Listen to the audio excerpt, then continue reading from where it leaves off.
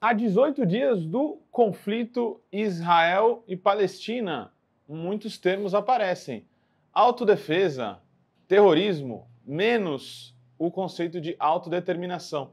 Vamos discutir aqui hoje o que de fato está acontecendo. Será que a Palestina também tem seu direito de autodefesa e autodeterminação? É o papo que a gente vai ter aqui hoje no Vozes Livres.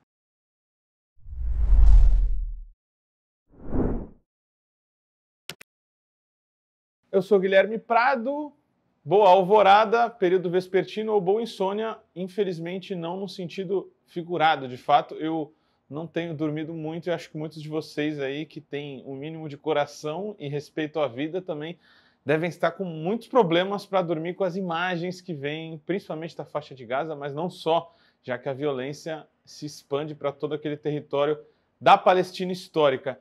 Vocês que estão aí, então, tentando sobreviver e resistir à narrativa hegemônica, vocês hoje vão ter um bom papo para poder se ancorar, para poder ter perspectivas críticas desse conflito, desse massacre, na verdade. A gente vai ter de novo aqui Vitor. Tudo bem, Vitor? Tudo bem? Tranquilo? Tudo bem. E o Rugai, voltando aí depois de um tempo. Galera, para a gente já não perder tempo, né, e entender um pouco o que está rolando, uma breve introdução, a gente está indo por um massacre por completo, né? Falta até palavras, conceitos para definir, para entender o que está acontecendo. Guerra já não parece tão apropriado. A gente tem, de um lado, já mais de 6 vezes as vítimas mortais. Do lado da Palestina, a gente tem pelo menos 6.050 mortos nesse momento que a gente está falando. De uma população de Gaza de 2,2 milhões, cerca da metade está sem casa, sem domicílio. Números que dizem aí que mais de 40% das casas já foram destruídas. Então, as condições de uma ocupação, ou então de uma completa inviabilidade da vida em Gaza estão sendo totalmente construídas.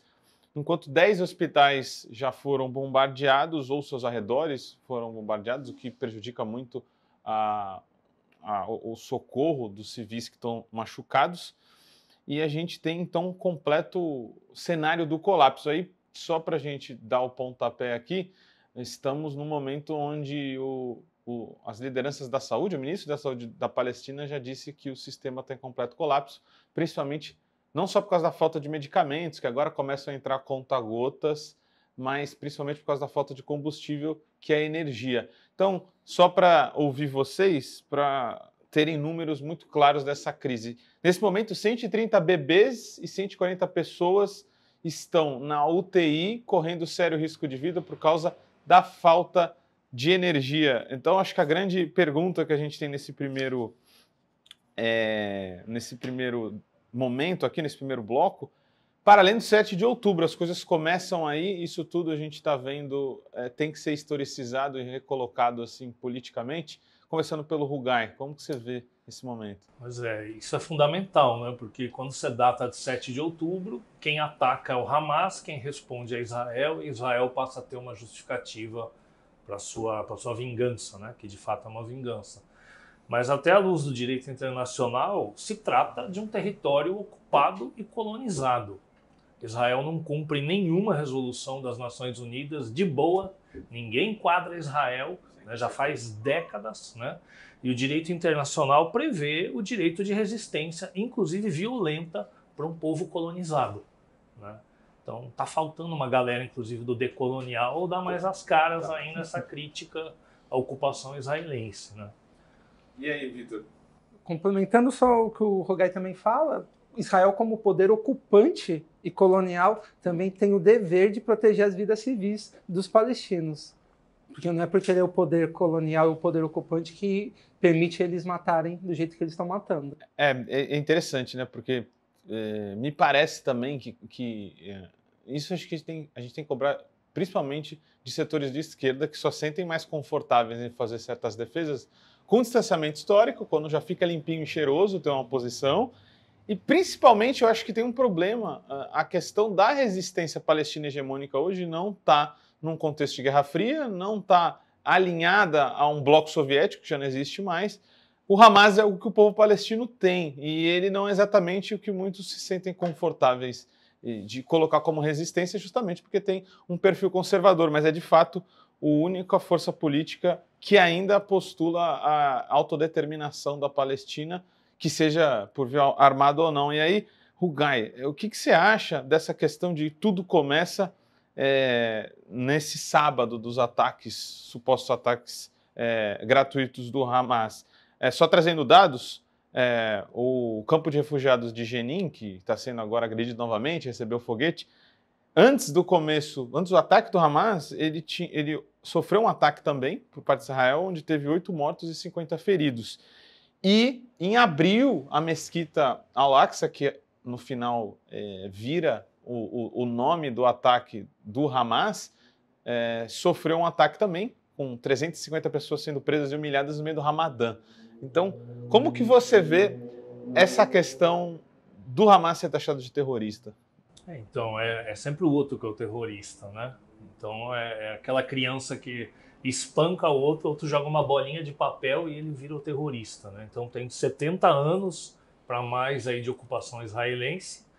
Cada vez mais, eles já dominam 90% praticamente do território palestino. Eles continuam avançando nesses territórios. O ministro da Defesa de Israel é morador de uma dessas ocupações. Eu vou ler aqui uma coisinha bem interessante sobre essa coisa do terrorismo. O ministro da Defesa de Israel, Ben-Gvir, ele é chefe de um partido de extrema-direita, mais à direita do que Netanyahu. Ele foi condenado em 2007 por incitação racista contra árabes e apoio a um grupo considerado por Israel e pelos Estados Unidos como organização terrorista. Ele foi condenado em Israel por terrorismo. O cara que é o ministro da Defesa de Israel agora. Então é uma direita fascista, uma extrema-direita que está lá no poder. É um cara que andava com arma em comício. Lembra alguma coisa daqui do nosso país, né? Então é esse tipo de gente que está comandando a ofensiva contra Gaza no momento. O cara é condenado por terrorismo em Israel. É só isso. E esses caras estão no poder agora. E ele é o ministro da Defesa. Sim. Esse ministro da Defesa, o que ele fez? No sul de Israel, que era responsável por guardar as fronteiras com Gaza, existia 4 batalhões. E um dos batalhões chamava exatamente Gaza. O que o Ben-Gvir fez? Ele tira 4 batalhões da fronteira, leva para a Cisjordânia para dar apoio aos colonos, para continuar roubando terras. E, nesse momento, há quem especule que foi esse momento que o Hamas percebeu que, por uma falta de segurança, faz os ataques do dia 7. Mas você vê, o próprio Estado de Israel enfraquece as fronteiras para um outro projeto político que estava ocorrendo na Cisjordânia, que é de eliminar de vez os palestinos também da Cisjordânia e desguarnecer uma das suas poucas fronteiras. Porque a gente fala que Israel é o exército mais forte do Oriente Médio todo, mas em números não tem muitas pessoas. Para massacrar palestino tem pessoas de sobra, mas para enfrentar uma guerra, por exemplo, regional, não tem todo esse número. Então eles não podem se dar o luxo de abrir 2, 3 frentes de batalha. É interessante, né? E quando a gente vê os antecedentes, parece que quando você deshistoriciza, eu estou usando até um termo que o Ilan Pappé, que escreveu 2 livros muito bons sobre a questão, os 10 mitos sobre Israel e também a limpeza étnica da Palestina, ele fez uma conferência aí faz uns 4 dias e está lá, está em inglês, mas dá para entender porque parece que quando o cara não é natural da Inglaterra... Mais fácil. Eu dou aula de inglês e às vezes eu fico ali, né? Mas ele usa o termo que em nenhum momento, e é muito corajoso, porque ele é israelense, judeu, e em nenhum momento ele usa o termo terrorista, porque ele fala que é impossível deshistoricizar ou despolitizar a ação do Hamas. Então, quando a gente vai para os precedentes disso, a gente vê que é praticamente o povo palestino é levado à única opção de uma luta armada, já que houve todo o esvaziamento político. Então, ainda nos precedentes, qual é uma pergunta mesmo, né? Porque eu não sei responder, eu fico filosofando e pensando assim, se em 93 você teve a paz de Oslo, teve um processo de humilhação, porque em último é assim, vou te dar um pedaço de pão, já que você está morrendo de fome. Então, a Palestina totalmente na defensiva, dá um acordo que é impossível de ser viável, e ele de fato não dá certo, e aí no final não tem soberania, não tem capacidade praticamente de colher impostos, não tem um exército, não tem um sistema de saneamento básico, blá, blá, blá, blá, blá, blá. Como que se esperava outro resultado de um processo de pacificação fake e que também tirou as armas dos palestinos, que no final não ganharam nada com essa pacificação, né? Qual era o outro resultado possível? E aí as pessoas se surpreendem com parte da população palestina, e hoje, se tivesse eleição, provavelmente eles ganhariam, né, do Fatah, inclusive na Cisjordânia, se somar Gaza, Cisjordânia. Tentou-se a via pacífica, legal, negociada, cedeu-se até não poder mais, né? Muito controle de Israel, mesmo sobre esse território muito menor, já seria do mapa de 67, já não seria nem 48, e mesmo assim Israel não cumpre. E nunca, na verdade, nunca esteve disposto a cumprir. Então essa liderança se desmoraliza perante a população e a população vai buscar uma outra opção de luta. Né? Não é só uma motivação religiosa, né? A busca pelo Hamas. É importante a gente entender isso.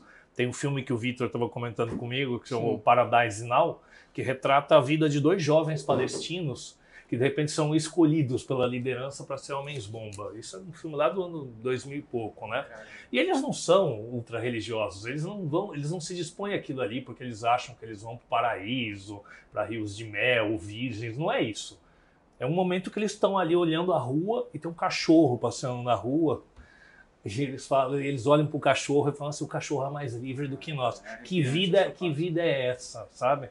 Então, essa disposição de luta, de sacrifício, né, mesmo sabendo de imensos riscos, tem a ver com uma vida que vida é essa? O que eu tenho a perder com uma vida, com o que já é a minha vida aqui nessa região? Né? E basicamente, a questão do homem-bomba é uma tentativa no sentido de mudar a configuração política, a conjuntura. Né? Que é uma tática que eles nem têm utilizado recentemente. Por causa do estigma, eles pararam com essa tática. Pararam. A questão do homem-bomba é duas, é o desespero também pela liberdade, por uma outra modo de vida, porque ali eles estão sendo humilhados. E assim, a gente tem que tentar entender a humilhação que eles sofrem, né? Porque eles não são nem chamados mais de humanos, né? Então, você equipara seres humanos a animais, né? E aí é uma humilhação diária. E também, né, historizando um pouco, a questão do terrorismo ou do homem-bomba, né, vamos dizer assim, acaba com os acordos de Oslo também em Campo David, porque tinha uma moratória dos acordos de Oslo falando que se a autoridade palestina fosse capaz de deter os ataques contra colonos, contra o exército, contra a população civil, tudo, aí eles podiam, uma moratória de 5 anos, sentar, negociar e entrar numa segunda fase que era permitir a criação. Os colonos continuavam avançando. Continuavam avançando. Aí um ataque ou outro, aí tinha um ataque de uma pessoa sozinha contra um colono, aí o governo de Israel justificava, olha, a autoridade palestina não condenou o ataque, então não dá para continuar com os acordos de Oslo. Então, o que acontece? Os acordos de Oslo estavam fadados porque Israel foi intransigente o tempo todo. Só que no discurso que eles fazem, o que é? É passar para o mundo, nossa, os palestinos, eles apanham. Quando querem negociar, eles são intransigentes. E lembrando que eles não têm exército, né, gente? É óbvio, mas para quem não conhece a questão, quando fala em guerra, você imagina o exército de um lado, outro de outro, mesmo que com força diferente. Não existe exército na Palestina. O máximo que existe é uma polícia da autoridade palestina para reprimir, às vezes, o próprio palestino. E não existe guerra, porque guerra presume que seja entre 2 estados, sendo que os israelenses negam o tempo todo o Estado palestino. Antes da gente entrar no segundo bloco, né, para a gente não adiantar muito, eu queria, só para a gente entender esse último momento, de onde que acontece do ponto de vista meio que da política externa, da geopolítica ali da região, o momento onde o Hamas faz o seu ataque, né? A pauta palestina estava ficando cada vez mais fora da mesa, né? E se a Arábia Saudita de fato tivesse um acordo com Israel ia conseguir fechar um bloco para o Ocidente com governos autoritários. E aí uma divisão entre os governos da região e o povo da região, que apoia a Palestina, enquanto os governos tinham essa aproximação para o ocidental, né? Então, se o Hamas não fizesse alguma coisa ao povo palestino, a pauta tendia a ficar totalmente no esquecimento. Né? Sim, teve muita gente que falou assim, não, foi uma burrice do Hamas, estrategicamente foi uma grande besteira, olha o que está acontecendo. Mas nós só estamos aqui discutindo Palestina 2 semanas seguidas no Vozes Livres. O Breno Altman, judeu do Brasil 247, que cobre política externa, falou a última vez que a gente tinha discutido Palestina foi em 2011. Então o mundo voltou a discutir Palestina nesse momento. Né? O acordo com a Arábia Saudita já está suspenso, já está travado. Paralisado, provavelmente Né? vai o próprio levar Irã mais... tinha se aproximado de Israel. Provavelmente vai levar mais alguns anos para fechar esse acordo com a Arábia Saudita, né? Porque o que acontece? Uma coisa que ninguém estava discutindo é que a questão dos refugiados palestinos já estava praticamente escanteada. Então era só uma questão do que acontece com os palestinos dentro do território, com Gaza, Cisjordânia, se esses palestinos iam fazer que a questão dos refugiados estava sendo já deixada de lado. É interessante isso, porque eu estava ouvindo Estava ouvindo a Al Jazeera, porque acho que a melhor forma de você se informar é uma mídia um pouco mais arabizada, talvez, não sei se esse é o termo, porque aqui no Ocidente o negócio é difícil, né? E a questão é que o maior consenso na sociedade palestina é a questão dos presos políticos, que são mais de 6 mil, né? Então, muitos na Cisjordânia, que não tem nada a ver, né? Estão atacando a Cisjordânia. E aí você não entende porque as pessoas estão fazendo marchas agora por causa desses presos políticos. Então, para muito além de ser um ataque gratuito, ele tem essa questão de que um lado rapta e o outro prende, né? Então, os raptados palestinos são presos e os raptados israelenses são raptados. Então, é uma arbitrariedade tremenda, né? Você falou do distanciamento histórico, né? E eu fiquei pensando esses dias, assim, se você ouvisse falar, assim, que um grupo de escravos, na época da escravidão no Brasil, atacou a Casa Grande e, eventualmente, feriu ou matou alguém da Casa Grande, ou tacou fogo num canavial, a gente acharia ruim? Ou a gente, inclusive, colocaria esse cara como um herói da causa da libertação dos escravos. Se judeus num campo de concentração atacassem os nazistas alemães, a gente acharia condenável ou a gente elogiaria, né? Se um índio brasileiro atacar um madeireiro ou um grileiro que invadiu a sua terra, a gente condena ou a gente elogia? Agora, o que está acontecendo agora, nesse momento, né, é que os caras que têm a sua terra ocupada, as suas casas tiradas, quando revidam, eles são considerados o errado. Né? Fica apanha quieta, né? E aí a gente se pergunta como que o nazismo foi possível de acontecer. Está acontecendo agora. Está acontecendo agora. Essa fala é muito boa para o gancho do segundo bloco, a gente já está voltando.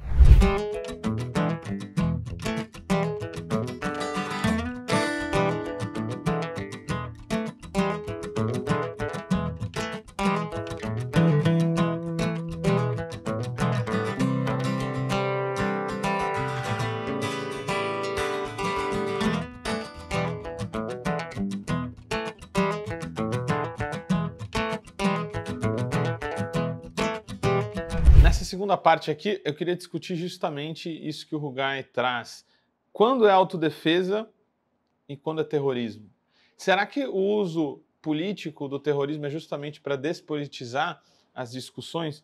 E aí eu pergunto, até parafraseando o Breno Altman, que fez uma live muito interessante sobre a questão, né?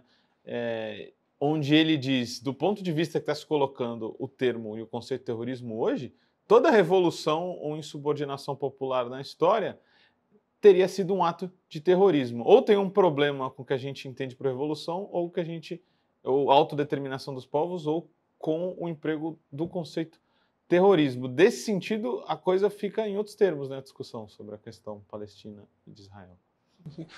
Se a gente tentar entender o processo, o que o Hamas fez não dá para chamar de terrorismo, porque é uma questão que, além dos palestinos estarem sendo amassados há 70 anos, estão sendo amassados há 70 anos, e aí eles se revoltam, porque assim, Hamas ataca Israel também várias vezes ao longo do ano com os mísseis, em resposta a uma violência praticada sempre primeiro pelo Estado de Israel. Sim. Por exemplo, quando teve os presos em Al-Aqsa, eles responderam com mísseis. Quando tentaram roubar mais um bairro em Jerusalém Oriental, o bairro de Al-Jarrah, aí que estavam querendo expulsar uma família palestina, que era só o que faltava para tomar o bairro. Aí eles tacaram também mísseis e só respondem à violência de Israel. Geralmente mísseis que não atingem nada. Que não atingem porque só o domo de ferro funciona, consegue abater os mísseis. Então é só tipo uma resposta para falar, estamos aqui. Aí o que acontece? Aí quando eles fazem esses ataques do dia 7, nossa, terrorismo, Estado Islâmico, ISIS, não sei o quê, aí começa a equiparar, que é você o quê? Você vai começando a pegar toda a imagética do que já veio acontecendo há 10 anos, por exemplo, na Síria, e você fala, esses não são humanos, esses não são humanos. E aí você vai já desumanizando para você poder pegar e você falar assim, nós estamos sendo atacados, nós somos as vítimas, olha só que crueldade. E aí nesse processo todo eles falam assim, e o nosso direito de autodefesa? Porque é as mulheres israelenses, é os homens israelenses que estão sendo mortos. Nesse sentido, você até acabou falando, Rugai, de várias populações oprimidas, né? Se a gente remontasse hoje, talvez sem o aspecto comunista, que é mais fácil, sem o campo soviético, o Mandela fez várias atividades ditas terroristas e matou, infelizmente, né? A organização dele matou inocentes na época do apartheid. Né? Ninguém lembra disso, né? Um Mandela bonzinho, purificado aí, né? E o Mandela, inclusive, tem frases de apoio muito forte à Palestina, que ele fala que a humanidade só se tornará totalmente livre quando a Palestina for livre. Ele tinha muito apreço pela causa palestina, né? E o que acontece é uma inversão completa da realidade, porque embora tenha muitos aspectos complexos, assim, o cerne da questão é muito simples. Israel está num lugar que ele não deveria estar, que ele é proibido pelo direito internacional de estar e que só se mantém aí com base nas armas. Se não for abuso, eu achei uma carta aqui de 1948, quando o Estado de Israel estava se formando. É uma carta assinada por Hannah Arendt, por Albert Einstein e por vários intelectuais judeus. E eles se recusam a apoiar o Estado de Israel. O Guy comprovando que é historiador. Tá? Olha o que eles falam aqui dos israelenses. Inauguraram um reino de terror na comunidade judaica, espancando professores, baleando seus filhos, métodos de gangsters, espancamentos, quebra de janelas, intimidação da população. Ele segue falando assim, eles querem devotados principalmente para atraírem compatriotas fascistas. Então nós temos o Einstein e a Hannah Arendt, judeus, já falando que Israel está se formando com base no terror e no fascismo. Isso é 2 de dezembro de 1948. Essa carta foi endereçada para os Estados Unidos. Quando o Menachem Begin foi visitar os Estados Unidos, ele era líder de uma milícia terrorista que atuava em Israel naquele momento. Isso é muito antigo. É o método de Israel, o terrorismo. Você também tem Freud também se negando, também fazendo uma análise do povo judeu, falando que ele não endossar. Isso, ele não endossa também o sionismo, o projeto do Estado de Israel, porque ele fala assim, no momento que o sionismo conseguir estabelecer o seu Estado, eles vão fazer exatamente o que os judeus da Europa estão passando. Essa galera estava meio ok em Israel os judeus serem uma etnia sem um Estado, então? Então, é interessante, importante falar nisso, porque pergunta, né? Toda a crítica a Israel passa com uma crítica antissemita. E, na verdade, não. Muitos judeus recusaram esse Estado. Esquerda judaica recusou isso daí, muito intelectual, muito artista. Tem gente que é contra a formação do Estado. E já é problemático você falar antissemita, porque os dois povos são semitas. Tem muita burrice também. O que acontece com o sionismo, ele vai, quando ele está sendo formado o sionismo, ele vai tirar a identidade religiosa, ele tira a identidade religiosa dos judeus para transformar a identidade religiosa numa identidade étnica. Porque uma boa parte dos judeus da Europa já estavam o quê? Já não são semitas, né? Já não eram semitas. Dissemitizados. Isso, estavam em ampla, como se fala? Eles estavam se adaptando. Eles estavam se europeização. Eles estavam na europeização. Eles estavam uma colonização europeia. Isso, eles defendiam. Tanto que o Papé fala que o sionismo, necessariamente, ele é uma forma de colonização para você colonizar toda a área e expulsar. Tanto que quando o sionismo prega na Europa para os judeus virem para Israel, eles falam que existe uns estrangeiros lá, e os estrangeiros não são eles que estão chegando, eles estão se referindo aos palestinos. Quando você analisa de fato o que aconteceu perante a ocupação, existe uma coisa que eu achei muito interessante. Agora esqueci qual foi o autor que disse, mas ele fala de um genocídio político, né? Você extermina a possibilidade de estabelecimento político de um povo a ponto que só resta a luta armada. Então, desses 6 mil presos que você tem palestinos dentro de Israel, vários deles são lideranças políticas. Tem lideranças políticas da época da primeira intifada ainda presos. E alguns grandes líderes do Fatah, que inclusive seriam os líderes que poderiam, os únicos que poderiam pacificar e talvez ter alguma legitimidade até perante o Hamas, digamos assim, mais radical, que ainda pega em armas. Mas o muito interessante é que quando você destrói esse Estado palestino, você destrói também a capacidade de instituições palestinas. E aí, para você entender o Hamas, é impossível você não entendê-lo, não dá para entender todo esse conflito se você não entender o papel de movimento social e de rede de seguridade social, entre aspas. Eu estava buscando umas notícias ontem. Em 2003, há um bloqueio de mais de 30 instituições de caridades que trabalham em Gaza e também na Cisjordânia, que eram ligadas ao Hamas. Então, o Hamas, de alguma forma, é uma rede de instituições que provê um braço uma série de inteiro serviços. de movimento social de caridade. Né? Então, é muito simplificador, né? Quando você só fala do braço armado, porque o Hamas é uma organização muito complexa. Uhum. E aí, quando você deixa uma sociedade praticamente à míngua para morrer, quem oferece aquela condição de mínima reprodução social é essa organização, né? Exatamente. E aí tem uma coisa comum, né? Quando o Estado age, nunca é terrorismo. O Estado sempre age com legitimidade, com a sacralização que tem na instituição do Estado. Quando grupos, movimentos, indivíduos, pessoas agem, aí sim é terrorismo. É verdade. E aí você impede os caras de terem um Estado, você tira... Tem 50% de desemprego na faixa de Gaza, antes do que está acontecendo agora. Então você destrói as condições econômicas, você destrói as condições deles terem um exército, uma força armada. E você reduz a opção de luta desses caras a ações desse tipo. E aí você criminaliza.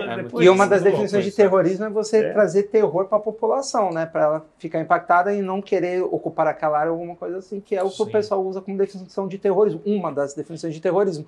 Só que o que Israel faz? Porque quando você bombardeia Gaza e faz um bloqueio econômico de 17 anos, tu não está trazendo terror para a população, você não pode passar um avião em cima que eles acham que é um bombardeio. E o sítio que Gaza vive, né? E vivia já pelo menos há mais de 15 anos, né? Essa questão da eletricidade racionada, questão da comida racionada. Mas tem uma questão, por exemplo, a Al-Qaeda a gente se sente mais confortável de falar que era terrorista. É o islamofascismo, velho. E assim, eu acho que ainda que a gente chame de terrorismo, a gente tem que entender por que a Al-Qaeda faz o que faz. Senão a gente não está fazendo cidadãos críticos, né? O programa do Hamas é nenhum ataque contra o Ocidente, é só dentro do seu próprio território. Isso já diferencia ele da grande maioria dos extremistas jihadistas, né? Isso também não é colocado, né? Coloca-se tudo no mesmo balaio. Mas é um partido político que disputou eleições legalmente, ganhou eleições, tem um braço de atuação social, tem um braço armado. Assim como muitas organizações de esquerda tiveram ao longo da história. Né? Tem uma coisa muito perigosa, né, que vem agora com isso, porque quando o Hamas ganha ascendência, né, a Palestina sempre foi laica, o Líbano sempre foi laico, o Egito sempre foi laico. Né? Esse viés religioso se fortalece com a ascensão do Hamas. E aí tem uma islamofobia que vem desde o 11 de setembro, né? Onde tem muito preconceito embutido. Né? E aí fica esse outro estranho, monstruoso, animalizado, invisibilizado, silenciado. Interessante o que você fala, porque assim, se o Ocidente e os Estados Unidos, quando a gente fala Ocidente, geralmente os Estados Unidos, né? Se eles não queriam esses movimentos religiosos, eles teriam que ter aceitado a legitimidade dos partidos de esquerda, né? Sim, eles precisam criar um monstro para combater um monstro. Aí só que eles desarmaram a esquerda palestina, praticamente, e hoje você tem o quê? Uma juventude e ex-combatentes mesmo da OLP que criaram as brigadas de Jenin, por exemplo, que protege o campo de concentração, que é um campo de concentração, aquele campo de refugiados, sim. Né? Mas protege o campo de refugiados de Jenin. Essas outras organizações menores como a de Jenin, aí, a pergunta mesmo, elas são ligadas ao Hamas ou é um guarda-chuva? Vocês já conseguiram entender? Porque não dá para confiar em quase nenhuma fonte, né? Eu andei lendo, buscando sobre Jenin, alguma coisa assim. A maior parte seriam já jovens que estão desiludidos com a briga entre Fatah e Hamas dentro da política palestina, que não vê o Fatah e nem o Hamas como uma solução, pelo menos ali na Cisjordânia, né, que é o que eu andei acompanhando sobre eles, e tem ex-combatentes da OLP, ligados a partidos de esquerda, né? Só que, por exemplo, eles não reivindicam nenhum braço político. Que a luta é só lutar mesmo contra o aparato sionista. Entendi. Segundo o Hamas, essa ação teve a participação de várias outras organizações, né? Não foram só eles, né? Teve a Brigada dos Mártires de Al-Aqsa, teve a Frente Jihad Islâmica, a Frente de Libertação da Palestina, que era mais marxista, de esquerda, né? E aí, eu acho que se a gente for ver como é que é a recepção disso tudo aqui no Brasil, mesmo no campo progressista ou de esquerda, né? Por exemplo, quando você fala da questão de gênero, né? Primeiro as pessoas tomam o Oriente Médio como uma coisa só, né? Por exemplo, a situação da mulher, por exemplo, ela é muito diferente nos mais variados países. O grau de protagonismo que tem das mulheres no Líbano, no Egito e na Palestina, as pessoas não imaginam, entendeu? As pessoas acham que porque a mulher usa um véu, ela é um ser submisso e calado. Então a gente tem que tomar cuidado de entender um pouco as outras culturas, né? E saber que tem um protagonismo feminino muito grande ali, entendeu? Não é tão simples assim quanto a questão de usar véu, né? E igual submissão, né? Sim. Nesse sentido, sem dúvidas, o Hamas ele é conservador. Tem uma discussão no livro que eu estava lendo sobre o Hamas que fala que, de fato, por ele prover serviços sociais, ele tenta, de fato, islamizar a população, mas isso geralmente não é feito de uma forma opressora, num convencimento, mas acaba sendo uma relação não horizontal, porque você está provendo um serviço social, a pessoa basicamente não tem uma relação de poder, então ela tende a aceitar alguns dos princípios islâmicos. Mas para deixar um pouco mais complicada a coisa, né, é também o papel das mulheres sionistas, né? A gente viu algumas frases lamentáveis do ponto de vista das mulheres ditas da democracia ocidental, que são basicamente frases neonazistas, né? Maya Golan, ministra das Mulheres, né, de Israel. Eu quero dizer para o mundo o que eles sabem sobre mim em Israel. Eu não ligo para Gaza. Eu literalmente não ligo para Gaza. Eles podem ir embora nadando pelo mar, né? Quem não sabe, Gaza tem praia, né? E tá na costa. A Tali Gottlieb, política israelense do Likud, né? O partido do capeta aí. Míssil de Jericó. Dia do juízo final, arma do juízo final. Essa é a minha opinião. Foguetes fortes, poderosos, têm que ser lançados. Gaza tem que ser destruída e amassada até o chão, sem nenhuma misericórdia. Então, duas frases de mulheres do sionismo, supostamente da democracia ocidental, da democracia do Oriente Médio mais avançada, né? Eu estava lendo um pouco antes de vir para cá, teve um bairro em Gaza, não vou lembrar do nome agora, que ele foi terraplanado numa madrugada. Um bairro inteiro foi terraplanado numa madrugada. Colocado abaixo. Imagina quantos bombardeios não precisam acontecer nessa madrugada só para poder derrubar um bairro inteiro. Eu queria trazer um último aspecto nessa última parte, antes da gente falar um pouco do futuro, nesse segundo bloco, antes da gente ir para a questão do futuro, a questão de como vocês veem a invasão por terra, né, que pode acabar acontecendo. Queria trazer um aspecto dos túneis que geralmente não se fala, né? Tem alguns falando que tem cerca de 500 quilômetros de túneis embaixo de Gaza, e alguns só trazem um aspecto belicoso dos túneis, né? Mas os túneis têm um forte fator de reprodução da sociedade e de capacidade de subsistência, né? Se você vê algumas fotos de refrigeradores, a carneiros passam por lá.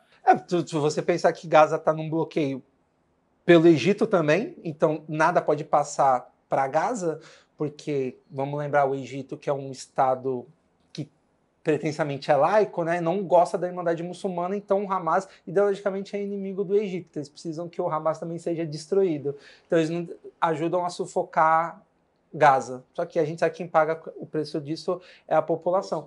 E debaixo dos túneis vai passar até mesmo... KFC. Vai passar qualquer coisa que seja para para poder reproduzir a vida, de ração para Remédios, animais, qualquer coisa, remédio, geladeira, televisão, vai passar tudo porque as pessoas precisam ter vida. Rugai, nesse sentido, com o distanciamento histórico, hoje a gente já tem alguns documentos sobre o que foi os quilombos e vários papéis de solidariedade de redes de pessoas brancas que levavam suprimentos e até pessoas, né? Tem documentos de agentes funerários que levavam dentro do caixão negros para eles saírem no meio da estrada e entrar para os quilombos.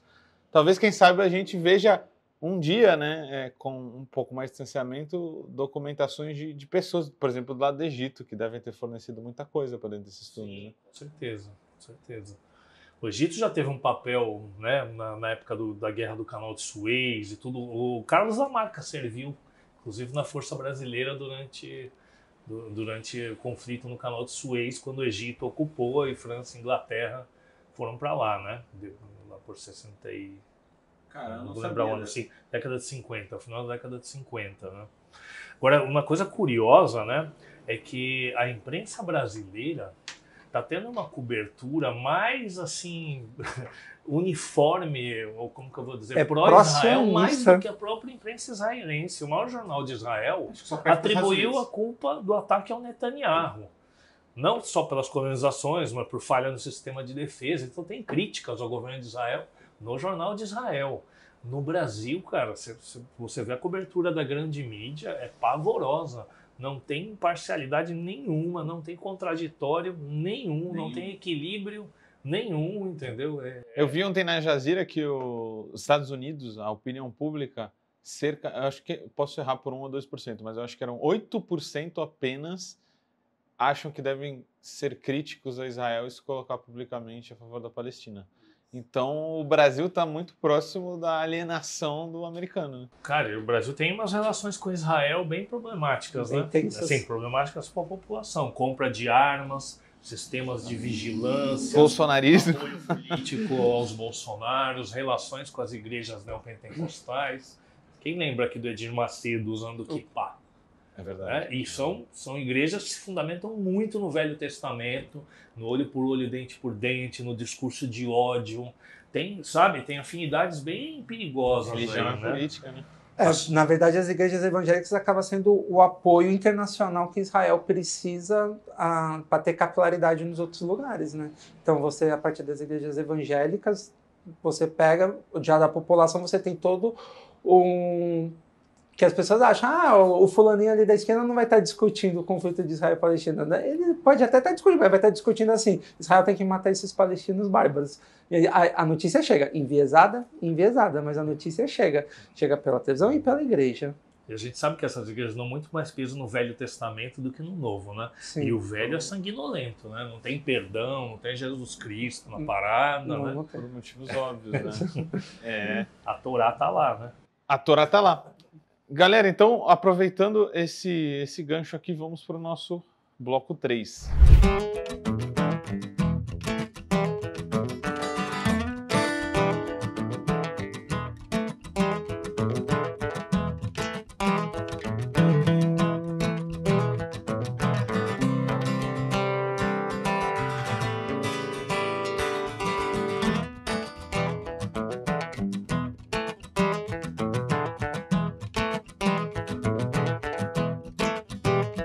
Nesse bloco 3, eu acho que a gente tem uma tarefa difícil para fechar aqui, fazer uma parte mais condensada, a questão do futuro do conflito. Vocês acham que isso vai se arrastar ainda? Como que vocês estão vendo resoluções ou generalizações, quem sabe? Eu acho que vai se arrastar.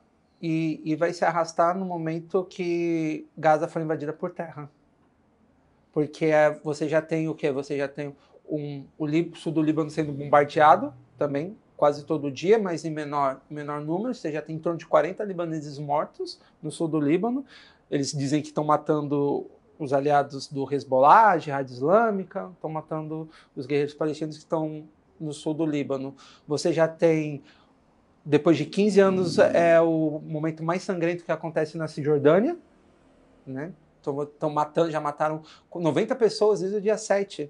E o que a Cisjordânia tem a ver com Gaza com Hamas, se você pensar que todo dia 7 é descontado, tudo está sendo justificado a partir Se eu não do tô dia falando 7. besteira, o Hamas tem seu braço político lá em desenvolvimento social, mas não armado, né? Dentro Não da armado. Cisjordânia. Isso, não, o armado não. As brigadas Al-Qassam estão só dentro de Gaza. Aí você vai ter... Então, assim, você está tendo uma escalada do conflito. Tem algumas notícias falando de milícias que lutaram contra o ISIS no Iraque, né, que estão se deslocando para a Síria, que a Síria faz fronteira com Israel. Então, por qual motivo estaria se deslocando essas milícias para lá?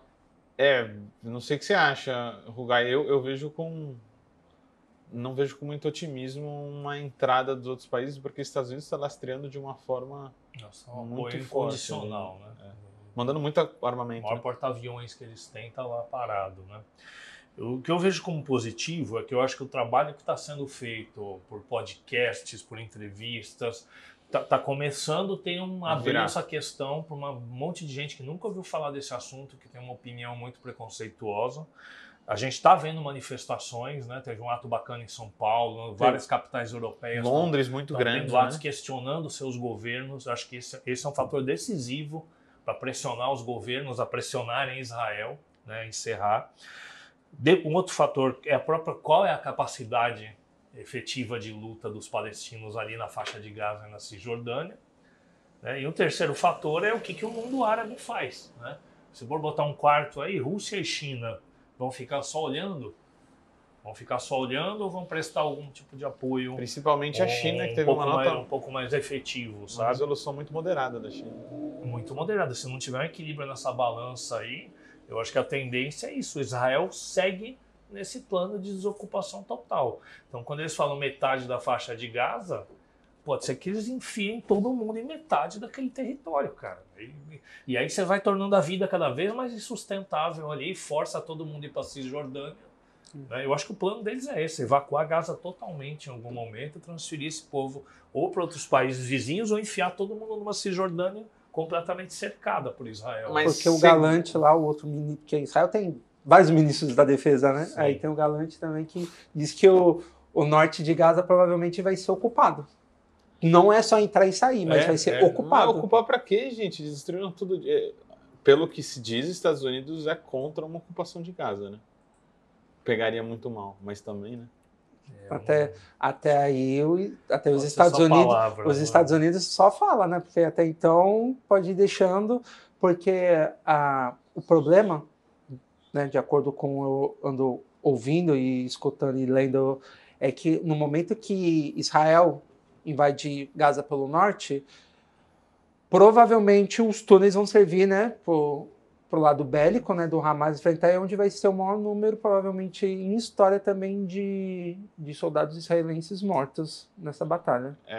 Porque pelo que está sendo discutido, são frentes do exército e das forças armadas israelenses que estão barrando o avanço por terra por achar que é muito inseguro. Porque se dependesse do Netanyahu... Sim, já deixa eles morrerem lá. Assim. O terror já estaria acontecendo. Né? Você imagina, você destruiu todo o norte de Gaza. Você transformou a cidade, você transformou tudo num campo de batalha. Perfeito, por exemplo, pro Hamas.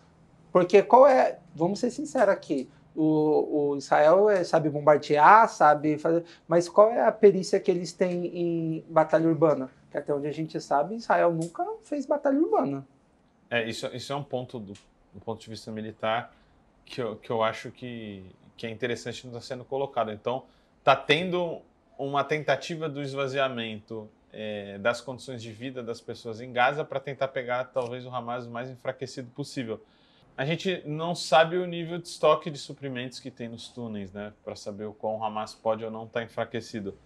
Mas um ponto que o Rugai tocou, né, para a gente tentar responder as questões de futuro, eu acho que só tem duas saídas aí, né? Do ponto de vista de mudar as posições dos chefes de Estado. Eu acho que é só a sociedade civil organizada que vai conseguir pressioná-los.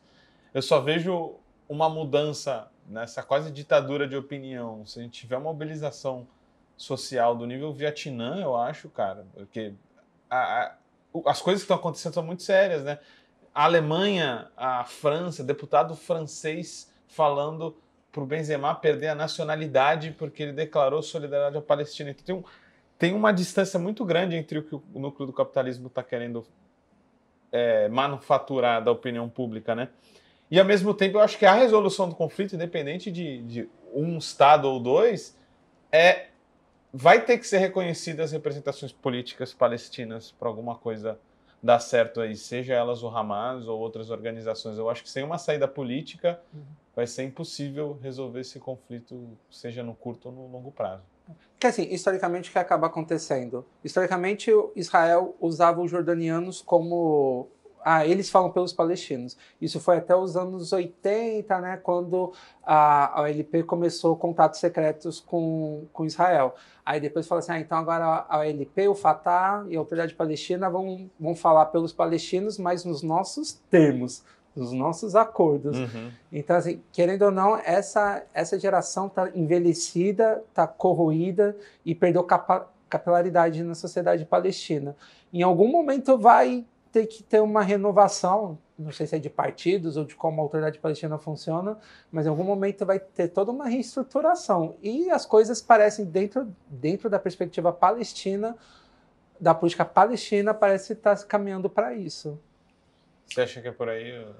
Eu não sei, sinceramente. Eu sei que assim, o povo palestino tem uma capacidade de resistência imensa, né? Já estão 7 décadas ali, inclusive demograficamente. Por isso que Israel não quer um Estado só, um Estado laico. Poderia ter um Estado único, né? Respeitando árabes, judeus. Mas por quê? Os palestinos vão ser a maioria. Cara.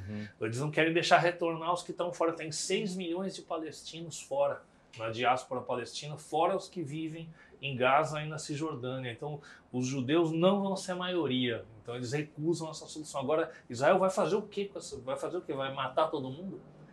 O que você fala é muito interessante da capacidade de resistência, porque tem um conflito lógico no final das contas, né? Meio que pra gente encaminhando aqui. Se Gaza for sitiada e as pessoas foram convidadas a sair, eu não sei se todas elas saem. Eu acho que tem um trauma tão grande que elas entendem como ato de resistência ficar em casa. Tanto que algumas pessoas... casa, cara. Porque teve um momento, quando começou o dia 7 lá, dia 8, que Israel começou a responder que eles falam que iam destruir Gaza inteira, eles tinham surgido um plano, pedir para o Egito abrir as fronteiras, instalar os palestinos no Sinai, enquanto eles construíam Gaza para depois eles voltarem. Aí os palestinos deram risada, né, dessa fala de Israel, porque falou assim, no momento que a gente sair, a gente não volta nunca mais. Com certeza. Então, assim, eles não vão sair, eles não vão sair. Minha consideração final é aquela do Eduardo Said, que a libertação da Palestina só vai vir pela própria autodeterminação e vontade de se libertar do seu povo. Então, acho que esse vai ser um fator pré-determinante e determinante para se resolver. Isso só pode ser apagado com um genocídio total, que eu acho que por isso a população mundial não vai comprar, eu acho. É isso? É isso. Então, até a próxima, meus amigos. Rugai, valeu por ter aparecido aí, Vitão também. E a gente se vê. Não vai acabar por aqui esse papo, vamos continuar conversando. EcoSalve. Como todo trabalho independente, esse podcast pode estar por um Trix, um Pix, ou melhor, um Tris, sem o apoio solidário de seus ouvintes. Portanto, se você já se divertiu conosco, se enriqueceu, se informou, ou se fomos apenas um passatempo para você, nos ajude para que continuemos existindo. Sem financiamento, sem independência. Portanto, ajude o Vozes Livres se tiver consciência. Isso pode ser feito pelo nosso apoia-se/podcast Vozes Livres ou pelo Pix, pelo e-mail podcastvozeslivres@gmail.com, escrevendo no assunto a palavra Vozes. Nos acompanhe nas redes sociais, @Livrescop e @Livresprodutos do Bem.